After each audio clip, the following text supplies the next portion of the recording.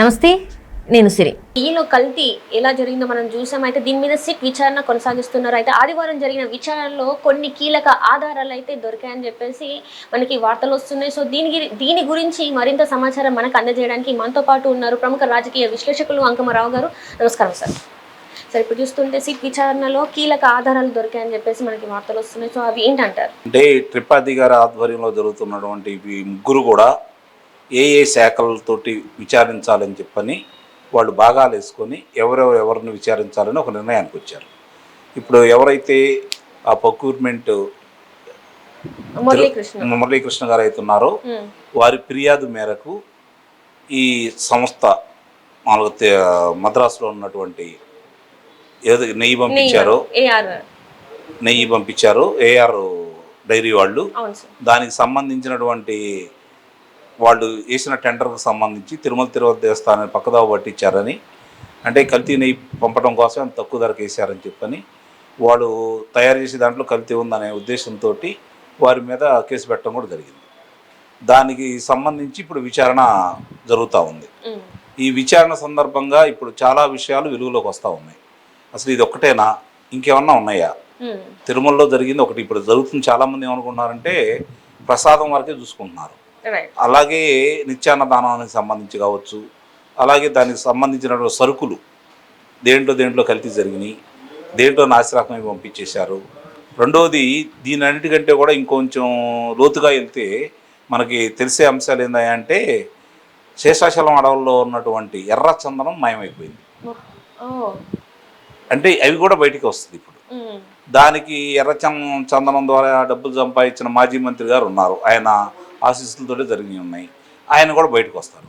ఇక రెండోది మనం చూసుకుంటా ఉంటే సుబ్బారెడ్డి గారు మాట్లాడిన దాంట్లో తోమాల సేవ ఎంత రేటు ఉందా ఇంత పెంచండి, లేకపోతే ఇంకో సేవలు ఎంత రేట్లు ఉన్నాయా దాన్ని పెంచండి, ఇట్లా రకరకాలుగా ఉన్న సేవలన్నింటి కూడా ఇష్టం వచ్చినట్టు పెంచేసుకుంటూ, అలాగే శ్రీవాణి ట్రస్ట్ ద్వారా 10,500 రూపాయల కాడికి భక్తుల దగ్గర డబ్బులు తీసుకొని ఈ విధంగా చేయడం కూడా జరిగింది. ఇవన్నీ కూడా ఒక్కొక్క అంశాలన్నీ బయటకు వస్తూ ఉంటే విస్తుపోయే నిజాలు ఉన్నాయి. ఇవే కాకుండా ఇంకెన్ని జరిగినాయి. ఇప్పుడు సామాన్య భక్తుడి మనసులో మెదులుతున్నటువంటి ప్రశ్న ఏందంటే నాతోటి కొంతమంది పంచుకున్నది మీతో చెప్తున్నాను నేను. అది అసలు శ్రీవారికి సంబంధించి డాలర్లు అంటే విదేశీ కరెన్సీలో కూడా మోసం జరిగిందనేది మనకి వస్తున్నటువంటి అంశాలు. తర్వాత ఇంకోటి ఏంటంటే ఇప్పుడు ఆ దేవుడికి ఇచ్చినటువంటి నగలు కావచ్చు, లేకపోతే వస్తువులు కావచ్చు, నగలు చాలా వజ్రాలు ఉన్నాయి, వైడూర్యాలు ఉన్నాయి, అలాగే బంగారం ఉంది. వాటికి సంబంధించిన దాంట్లో వాస్తవంగా అవన్నీ అట్టి పెట్టారా, దాంట్లో ఏమైనా కల్తీ పెట్టారు అక్కడ, ఇది కూడా చూసుకోవాలని చెప్పని ప్రజలు కోరుకుంటున్నారు. అంటే వీళ్ళ మీద వీళ్ళు చేసి ఉంటారు, ఇలాంటి కార్యక్రమాలు చేయటం వీళ్ళకి నిత్యకృత్యం అనే అభిప్రాయం కూడా భక్తుల దగ్గర వ్యక్తమవుతూ ఉంది. గతంలో చూసుకుంటా ఉంటే వీళ్ళు వచ్చిన తర్వాత ముఖ్యంగా వీళ్ళిద్దరూ సంబంధించి కరుణాకర్ రెడ్డి గారు కావచ్చు, ఈయన కావచ్చు, వాళ్ళ మీద ఉన్న అభియోగాలు కొన్ని వాస్తవాలు ఉన్నాయి. కుమార్తె వివాహం క్రైస్తవ మత పద్ధతులు చేశారని ఆయన, మరి వీరి భార్య గురించి, సుబ్బారెడ్డి గారి భార్య గురించి ఇవన్నీ వస్తూ ఉన్నాయి. అట్లాగే వాళ్ళు నిర్వహించిన తీరు, గతంలో జగన్మోహన్ రెడ్డి గారి తండ్రి గారు అయినటువంటి రాజశేఖర రెడ్డి గారు అధికారంలో ఉన్నప్పుడు కూడా ఈ కరుణాకర్ రెడ్డి గారిని చేశారు. అప్పటి నుంచే ఈ తిరుపతి దేవస్థానం భ్రష్టు పట్టిందనేది చాలామంది వాదన. కాబట్టి ఇవన్నీ కూడా దానికి అంటే వాళ్ళు కావాలని హిందూ మతం మీద చేసిన దాడిగానే భావిస్తున్నారు అందరూ. ఆ పవిత్రతను దెబ్బతీయాలని చెప్పని, భక్తులు రాకుండా చేయాలని, అన్యమతస్తులను అక్కడ వాళ్ళని చేర్పించేసి వాళ్ళ చేత ప్రచారం చేయించేసి రకరకాల విన్యాసాలు చేశారని చెప్పని మనకు తెలుస్తూ ఉన్నాయి. అందులో కొన్ని వాస్తవాలు కనపడతానే ఉన్నాయి. మరి పద్మావతి విశ్వవిద్యాలయంలో చూసుకున్నా కూడా ఇలా వీళ్ళందరినీ కనుక మనం చూసుకుంటా ఉంటే కావాలనే వాళ్ళు నియమించారు. వాళ్ళ గురించి తెలిసిన తర్వాత కూడా నియమించారు. అట్లాగే వాళ్ళకు అనుకూలంగా కార్యక్రమాలు కూడా నిర్వహించడం కూడా జరిగింది ఆడ. ఇవన్నీ కూడా వెలుగు చూస్తూ ఉంటే మనకి వాళ్ళు మనస్ఫూర్తిగానే చేశారు. ఇది యాదృచ్ఛికంగా జరిగింది అయితే కాదు, అంతా కావాలనే చేశారు. ఒక ప్రణాళికాబద్ధంగా తిరుమల దేవస్థానం ఉన్న పవిత్రతను దెబ్బతీయాలని, భక్తులను రాకుండా చేయాలని వాళ్ళందరూ కలిసి కంకణం కట్టుకొని కలిసికట్టుగా చేశారనేది మాత్రం చాలా స్పష్టంగా అర్థమైపోతా ఉంది. దురుద్దేశమే ఉంది. సదుద్దేశం ఉంటే ఎందుకు ఇలా చేస్తారు? దురుద్దేశం ఉంది కాబట్టి ఇలా చేశారు. అపారమైన సంపదను దోచుకోవాలని, భక్తులు ఇచ్చే సంపదను కూడా దోచుకోవాలని, దేవదేవుడి దగ్గర నిన్నెందుకు మా దగ్గర ఉంటే చాలు కదా, ఆయన ఏం చేసుకుంటాడు, వాళ్ళ మత ప్రచారం కోసము లేదంటే ఈ ధనాన్ని దూసుకోవడం కోసము వాళ్ళు త్రికరణ శుద్ధిగా నమ్మి చేశారని అయితే నేను భావిస్తున్నాను. అందులో ఎలాంటి సందేహాలు కూడా మనం పెట్టుకోవాల్సిన అవసరం ఏం లేదు. అంటే అసలు ఫుడ్ సేఫ్టీ ఆఫీసర్స్ ఏం చెప్తున్నారు సార్ అసలు? అంటే ఇప్పుడు అక్కడ జరిగినాయి వాళ్ళు చెప్తారు, ఏమేమి జరిగినాయి నాసిరకమే కనపడతా ఉంటాయి, నాసిరకం వచ్చినాయండి కానీ వాళ్ళు బలవంతంగా మేము చేయాల్సి వచ్చిందని చెబుతారు. అందుకంటే వాళ్ళు మాత్రం చేయగలిగింది ఏముంది, ఈ అధికారులు ఫలానా వాళ్ళు చెప్పింది వాళ్ళు ఇచ్చింది మాత్రమే మేము తీసుకున్నామండి, మేమేం చేస్తామని చెబుతారు తప్పించుకోవాలనుకుంటే.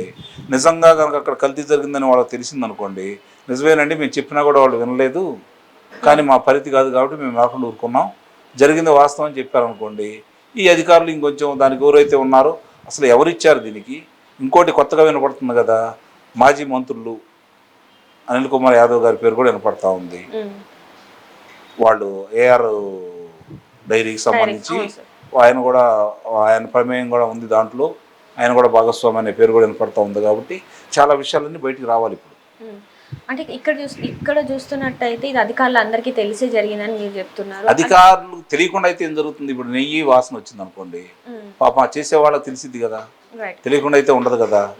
మరి వాళ్ళు ఇంకొకటి ఏమంటున్నారంటే ఆల్రెడీ ఇప్పుడు ట్యాంకర్స్ అయితే వెనక్కి వెళ్ళినాయి, అది కల్తీ జరుగుతుందని తర్వాత ట్యాంకర్స్ వెనక్కి వెళ్ళిన తర్వాత అసలు కల్తీ అనేది కల్తీ నెయ్యితోనే అసలు లడ్డు తయారీ అవ్వలేదు, మీరు ఇది ఎందుకు గ్రహించట్లేదు అని చెప్పేసి వాళ్ళు క్వశ్చన్ చేస్తున్నారు సార్. ఇప్పుడు ఇంకోటి ఏదైతే ట్యాంకర్స్ ఉన్నాయో అవి డైరీ వాడది కాదు, దేవస్థానం వాడవి కాదు.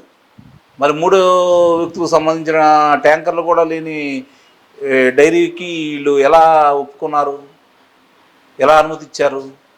అవి కూడా వస్తున్నాయి కదా బయటికి ఇప్పుడు.